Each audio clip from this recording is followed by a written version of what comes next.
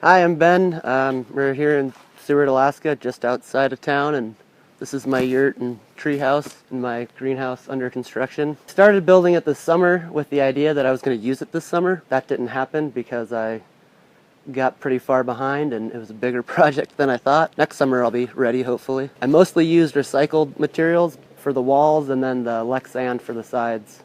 I went and bought, but I used pallets for the floor and then some leftover beams from another project. When I first built the yurt, there was no driveway coming down this steep hill, but none of this. It was all trees, and I wanted something that I could have an easy foundation for. So I looked into building tree houses and made a purchase from Treehouse stuff for the Garnier limb, and it's a specific treehouse bolt, and you can actually see them right here. It's actually got a sliding bracket with a piece of UHMW, which actually makes it silent, so it doesn't creak and groan. Always been pretty silent. I picked the healthiest trees I could find. Only time will tell.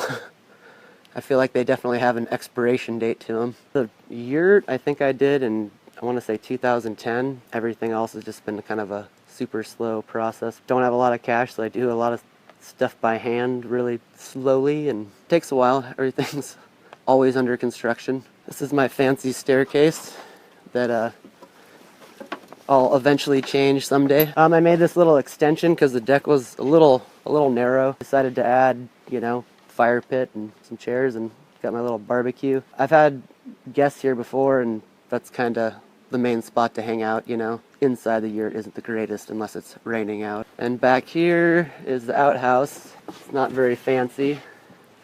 It's just a miniature composting toilet with sawdust. I've got a large composting bin that I'll have set up back over there. Normally I take it to my neighbor's composting bin. They don't use it for vegetables or anything. It's more for a lawn garden kind of like don't take it to the dump kind of thing. And I've got the hose running down through here. This is just PEX tubing. Gravity feeds from a 300-gallon tank that I have that I fill up with another pump. It runs down to here into a pressure pump into my sink inside the yurt. And there I have a little catchment bucket. I pump that from the creek up to there. Filter system isn't great right now, but hopefully in the future I'll use it a little more. Right now it's more for dishes, and I kind of bring my own drinking water. You can see that white hose right down there. That's what I would pump it from the creek from, with like a half-horse pump with the generator running, and it's pretty simple. And with 350 gallons or 300 gallons, it takes a while to drain just doing dishes. But eventually I like to have a cleaner tank and a better system for the treehouse where it actually flows out into a gray water system. And this is inside. Pretty simple, just the bed for now and my wood stove table. Small kitchen area. This was just recycled drawers from my brother's remodel, and then icebox for my other brother's remodel. I have the gravity-fed sink with the pressure pump here that I can turn off and on, and then a small catchment bucket. And eventually I'll probably do an actual drain outside, but in the winter it kind of freezes up, so it's not really usable. Built the countertop and the frame and everything. I do cabinet work and interior stuff with my dad throughout the winter, so I've got a nice shop to work in. Dining, crafts, whatever. Pretty much the only place to sit or do anything in here. It's a small space. It's only a 16-foot yurt, so I try to spend time outside if I'm here. It's not the greatest place to hang out if you're gonna be indoors all the time. This is a Yodel wood stove, and they're actually really common. It actually came with the yurt. It's pretty small, but once it's hot, it keeps the yurt extremely hot to the point where you want to open the door, and then as soon as it goes out, it tends to cool off pretty quick in here, especially in the wintertime. I know the yurt makers try to say that there are 4 seasons, but it's only 4 seasons if the stove is running constantly. So always keep that in mind if you ever buy one. When I stayed out here in the winter a little bit, I would be pretty strict with the wood and just kind of make a fire when I was here, and then come back and heat it up, and then I'd leave and it'd be frozen when I got back. And then I do have a small battery bank that I'll just charge that for small power use, just 12 volt, outlets. And it used to hook up to a solar panel, but I couldn't, it doesn't seem to work when I hooked it up to the voltmeter. But yeah, having a battery display is nice, but it doesn't work that well all the time. I don't use it too often unless I'm car camping or not here with the generator. But then I do have one other LED here that comes off the ceiling off this 12 volt battery that also runs the pressure pump. And it's all really a temporary setup. I'd like to do it a lot better in the future. It's kind of what I had sitting around. Well, I bought the yurt on Craigslist for about half the price that they are new, and that was the biggest sell for getting the yurt. I don't think I would buy one brand new unless it was gonna be a rental and you knew it was gonna pay for itself, or you knew you were gonna be moving a lot, because they're really not that warm, and for 10 grand you can build a pretty nice stick-built structure of probably a bigger size. The insulation isn't great. It's a 4-season yurt, but I mean, when the stove's going, it's really hot, but it's also hard to control. It's either way too hot or really cold. They are easy to set up and easy to take down. The hardest part, I would say, is putting up the platform and the foundation, and if you have an elaborate foundation, then you tend to not want to take it down again. I do plan on taking that down and moving it somewhere else and building a stick-built structure there at some point, but that's what led me to the treehouse, because I wanted something a little bigger and something that would retain heat better. And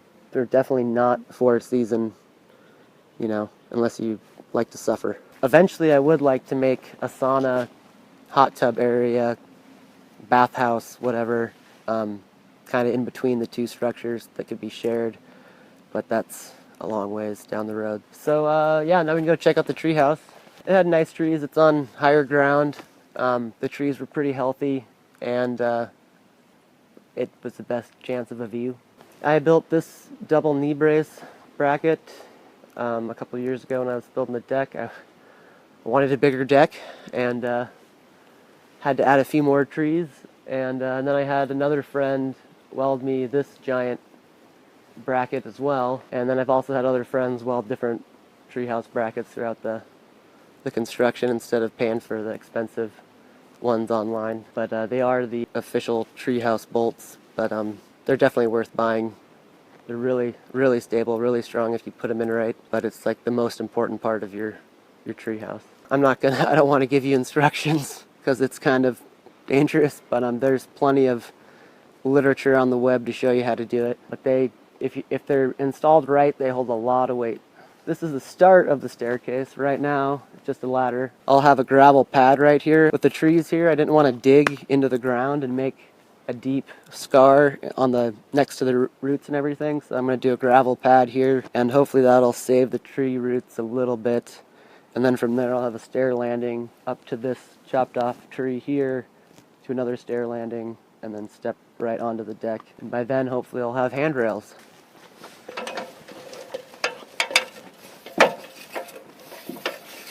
Building it has taken a while. I'm a slow builder. It's been to my benefit though, because I've used a lot of salvage materials, so the longer I wait, it seems the more material I end up collecting. The siding, for example, up top, all the horizontal siding was salvaged from a home remodel in town, and it's just old cedar lap siding that never seems to go bad. And then all the vertical board and batten and window trim was all stuff that I milled here off trees from the property. And then also the studs on the interior, or almost all the studs on the interior, were from another home remodel. And I only used 2x4 studs to keep it light, and it's a small structure, so I don't feel like I feel the need for true 2x6 walls. Since it goes around the trees, it's kind of hard to gauge. It's kind of a weird shape. Never actually measured it.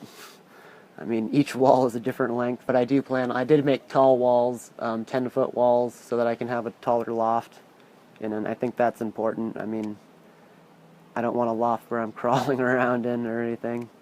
I definitely consider that if you're building a small home. But this tree in particular, it kind of leans a lot, and I didn't actually want it part of the structure because of the leaning part. So when I did build this through the deck, I built it in the idea that it can break away from the rest of the structure instead of totaling the treehouse.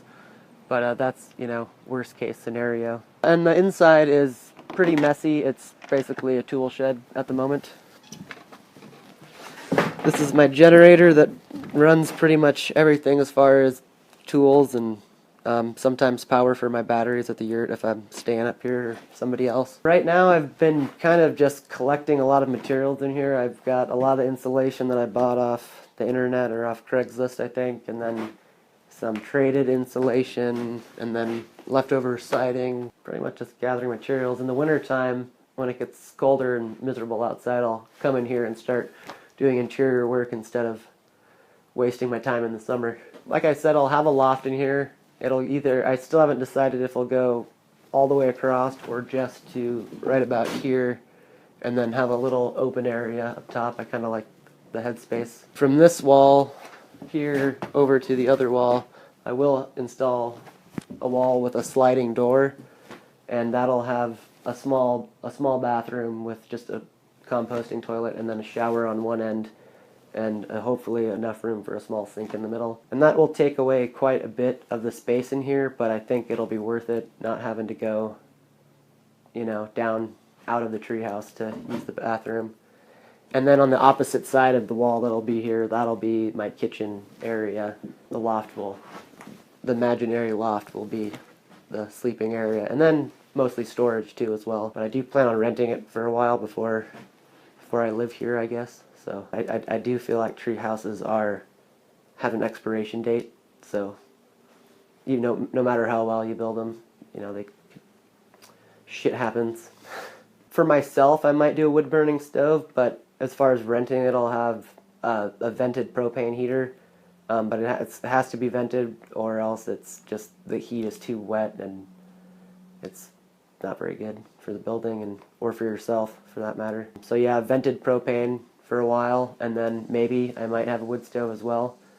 But wood stoves are a lot of work, and that's a big staircase to haul wood up. So I'll have that tank that I have below the treehouse hooked up to another pressure pump. Hopefully that should be enough to get pressure up here. And I've also thought about doing rainwater, but being underneath the trees with all the pine needles, it's kind of more hassle than it actually is worth. And then I do have a lot of birds around here. My neighbor tends to feed the ravens, so I have bird shit everywhere. So I don't know how great the water catchment is up here. If you had to guess, since you're doing a lot of reclaimed material, how much do you think you have into this place? I don't want to know.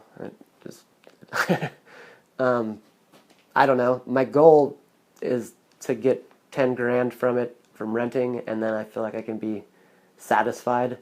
I know I have somewhere around 10 grand altogether, and that's more for expensive stuff and paying friends to help me occasionally. I don't even know if I have 10 grand into it. And it's been over such a long period.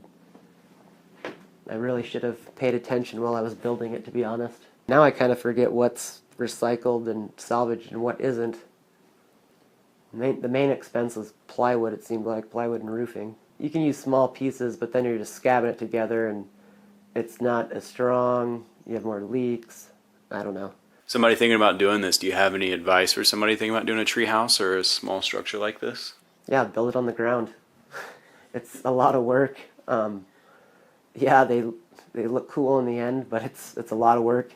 Just putting up siding alone, like I built scaffolding around the entire treehouse, which I didn't think I was going to have to do, but in the end I had to do it, and I'll eventually have to take it down, and it's not easy putting up siding at, 12, 14 feet off the ground.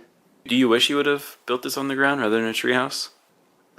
Kinda, just because I think it probably would have been done by now if it wasn't in the treehouse, but I did want to have a treehouse, and I wanted to build something unique, and after I finish this, I plan on building other unique structures. I don't know. I think it's boring to build a normal house. Awesome. Thank you for your time. Yeah, no problem.